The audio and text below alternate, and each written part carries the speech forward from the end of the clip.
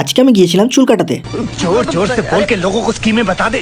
আজকে আমার কম্পিউটারের এসএমপিএসটা একটুখানি প্রবলেম দেখা দিচ্ছিল, তাই ওটাকে খুলে একটু পরিষ্কার করে নিচ্ছিলাম। আর ভিতরে ছিল প্রচন্ড ধুলো, আর সকাল থেকে ঝিরঝির করে বৃষ্টি পড়ে যাচ্ছে। আর আমিও আজকে বাড়িতেই ছিলাম, তাই ভাবলাম যে ঘরটা একটু গুছিয়ে নিই। এরপর তাড়াতাড়ি করে ঘরটা গুছিয়ে আমি যাচ্ছিলাম চায়ের দোকানের দিকে সেলুনে, কারণ তোমরা জানো আমার চুলগুলো অনেক বড় হয়ে গেছে ওইটা কাটার জন্য।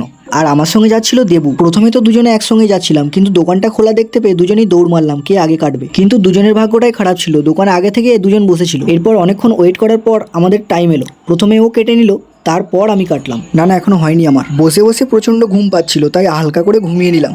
কিছুক্ষণ পর কেউ একজন ডেকে আমাকে ঘুম থেকে তুলে দিল, আর আমি চুল কাটার মোড়ে চলে এলাম। এই চুল কাটার জন্য আমাকে যেটা পরিয়েছিল ওটা পুরো ঠাকুরের মতো লাগছিল। ये हाथ हमको दे ठाकुर।